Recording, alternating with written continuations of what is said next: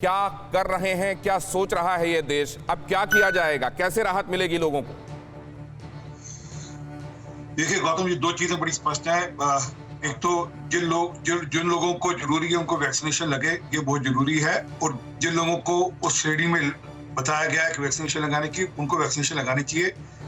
सरकारों को, जो कि राज्य की सरकारें हैं, उनको कोशिश कर प्रेरित कर चाहे तुम लोगों के घर जाकर उनको सेंटर से लाकर उनको वैक्सीनेशन लगाना शुरू करें। और कोशिश हमारी भी, सरकार की भी है। प्रधानमंत्री मोदी जी ने टीका उत्सव नाम से एक परियोजना भी किया, उसके कारण से पिछले 3 दिन में बहुत उछाल आया वैक्सीनेशन में, लोगों ने वैक्सीनेशन लगाई है, परंतु अभी बहुत लोग रहते हैं। एक दूसरा, जो 2-3 चीजें बहुत जरूरी है। एक, हमारा मास्क लगाना। अगर हम पब्लिक डोमेन में है, बाहर कहीं भी जाएंगे घर से बाहर, तो हमको मास्क लगाना अनिवार्य है। लगातार कह रहे हैं, आप भी कह रहे हैं, इसको एक बार फिर से दोहरा देंगे कार्यक्रम के आखिर में, लेकिन ये सब औपचारिकताएं ना बन जाएं। सरदार आरपी सिंह साहब, आरपी सिंह साहब, बस एक बात आपसे कहना चाह रहा हूं, वैक्सीन को लेकर हमने ये तय किया था। एक छोटी बात कहने दीजिए, जरूरी है आपके लिए भी मेरे लिए भी। मैंने तो अपने बड़े भाई को खोया, इसलिए मैं कह रहा हूं, कृपा कर मास्क लगाइए। कृपा कर जो सरकारें हैं वो कॉन्ट्रैक्ट ट्रेसिंग पर जोर दें। अगर मेरे को कोरोना हो गया तो मैं किन लोगों से मिला, 20, 25, 30, 40, 50, वो लोगों को ट्रेस करें, उनको क्वारंटाइन करें। सरकारें क्वारंटाइन कर उनमें से जो बीमार हो उनका इलाज करें, ये जरूरी है। सर, अब मैं कुछ कहना चाह रहा हूं। सरदार आरपी सिंह साहब, आपसे कुछ कहना चाह रहा हूं। मुझे बहुत दुख है इस बात का, तकलीफ हुई है समझकर, ये जानकर कि आपके बड़े भाई नहीं रहे। मेरी संवेदनाएं आपके साथ हैं और श्रद्धांजलि देता हूं मैं उन्हें। लेकिन एक बात मैं आपसे जानना चाहता हूं सर, क्योंकि आप रूलिंग पार्टी के रिप्रेजेंटेटिव बनकर यहां बैठे हुए हैं, क्या हमको वैक्सीनेशन को लेकर स्ट्रैटेजी चेंज नहीं करनी चाहिए थी? 45 से ऊपर के लोगों को लगेगा, ये हमने तब तय किया था जब ये वायरस संक्रमित कर रहा था उन लोगों को जो ज्यादा उम्र के थे, जिनको कोमॉर्बिडिटीज थी।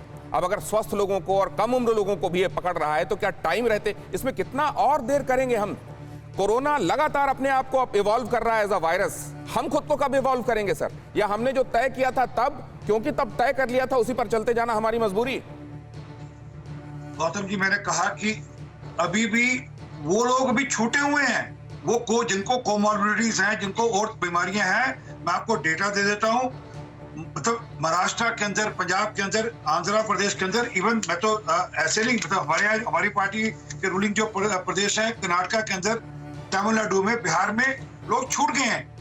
उनको तो पूरा कर लें, वो पहले टारगेट पर है। और ये हम नहीं तय करे, एक पैनल है, एक्सपर्ट पैनल है जो तय करता है भी कौन सा व्यक्ति, अगर जैसे शुरू में तय किया कि जो कोरोना वायरस है उनको लगना चाहिए, इसलिए उनकी चिंता की। आज डॉक्टर्स संक्रमित हो रहे हैं जिनको वैक्सीनेशन लग चुका है। वो डॉक्टर्स, आप देखिए, गंगाराम, आपने एक बात और कही, ट्रेस करो, ट्रीट करो।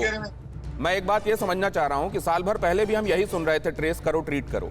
साल भर में ऐसा क्या इवॉल्व किया गया एज अ सिस्टम कि जो कह रहा है ट्रेस करो, ट्रीट करो, उसका कहना बंद हो, और जो कर रहा है वो करने वाला कर ले? उसको बार बार दोहराना क्यों पड़ रहा है सर? ट्रेस करो, ट्रीट करो, ट्रैक करो, ये बार बार कही जाने वाली चीज क्यों बनती जा रही है?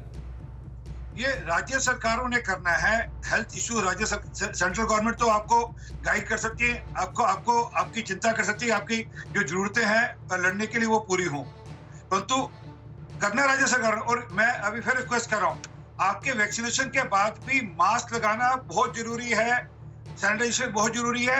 मेरे बगल में गंगाराम हॉस्पिटल है, 28 डॉक्टर हैं, उनको द्वारा वैक्सीनेशन के बाद हो गया।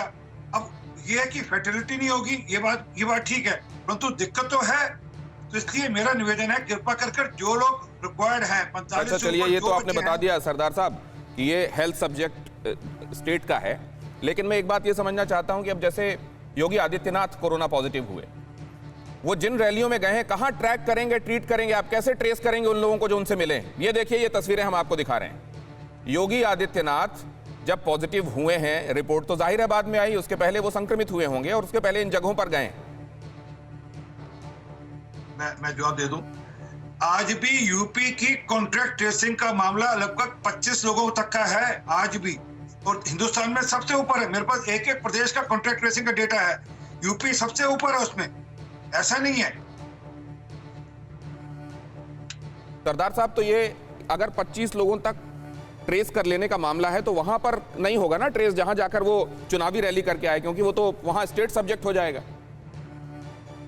मैंने कहा जी ये तो आपने ठीक फरमाया, हर प्रदेश को ये मैंडेटरी कर लेना पड़ेगा, इसका और कोई तोड़ नहीं है। हमको साइकिल तोड़ने का एक ही तरीका है, हर उस व्यक्ति तक पहुंचो जो उस दायरे में आया है और उसको बिठाकर क्वारंटाइन कर दीजिए 1 हफ्ते भर के लिए, जो भी मैंडेटरी हो डॉक्टर्स की सलाह के अनुसार उसको क्वारंटाइन कर दीजिए और उसके बाद उसमें से कुछ जो जिसको लक्षण दिखे उसका इलाज तुरंत करें। ये जो तस्वीरें इसके अलावा- बड़ा करके दिखाइए। और सरदार साहब, मैं भी आपसे गुजारिश करूंगा, अगर आपके पास टीवी लगा हुआ है तो जरा देखिएगा, जहां पर योगी आदित्यनाथ गए हैं वहां पर भीड़ देखिए लोगों की। ये रथ से जा रहे हैं, आसपास जो लोग रहे होंगे, नीचे जाकर वो दूसरों से मिले होंगे। 25 लोगों तक ट्रेस कर लेंगे आप उत्तर प्रदेश में, यहां किसको किसको ट्रेस करेंगे?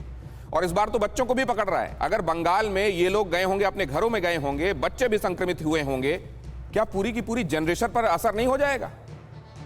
मैं बिल्कुल मानता हूं कि इसकी चिंता करनी पड़ेगी और वहां पर सरकार को करनी पड़ेगी। जहां अगर यूपी में है, बिहार में है, जहां पर भी हो रहा है वहां पर क्षेत्रीय सरकारों को करनी पड़ेगी।